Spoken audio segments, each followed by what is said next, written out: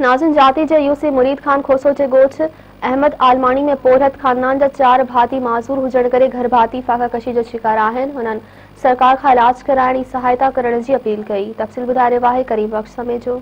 असीं गरीब माण्हू असीं मुस्किन ते वेठा आहियूं। असांजो हिकिड़ो ॾेर कमाइण वारो जेको सभनि जी पूरी करे असीं केॾांहुं वञूं। मुंहिंजा 10 नंढड़ा 2 बचड़ा असांखे न घाई ॾियनि न की असां घाई ॾे असीं केॾांहुं वञूं।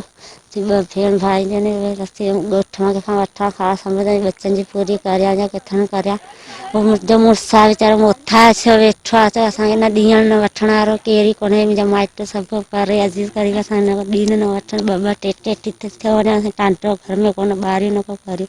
जंहिंजे घर जा 11 भाती आहिनि 11 मां 4 भाती जेके आहिनि उहे मज़ूर आहिनि ऐं 6 भाती जेके आहिनि उन्हनि मां 5 आहिनि वीचारियूं न्याणियूं आहिनि।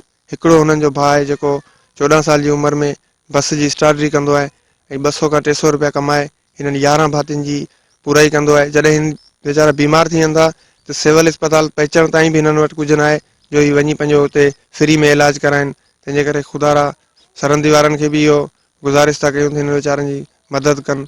जेतिरो थी सघे त या सियासी माण्हू आहिनि या ॿियूं सरमाएदार धुरियूं आहिनि हिननि वीचारनि जी मदद कनि। न त असांखे धमकियूं पिया ॾियनि तव्हांखे राति विच में चपड़ खणाए छॾींदासीं न असीं घर था अची सघूं न का असीं कुझु करे था सघूं न असां नलको था हणाए सघूं।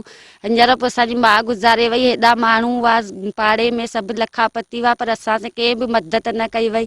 न असांखे कंहिं खपंदा पैसो ॾोक ॾिनो आहे। असीं पंहिंजी मजबूरीअ में पूरा चाहे ठाहियूं। असांजो हिकिड़ो भाउ आहे उहो निकिरियो वञे असीं रुॻी भाउर भेणियूं पाण में 3-4 ई वेठा आहियूं।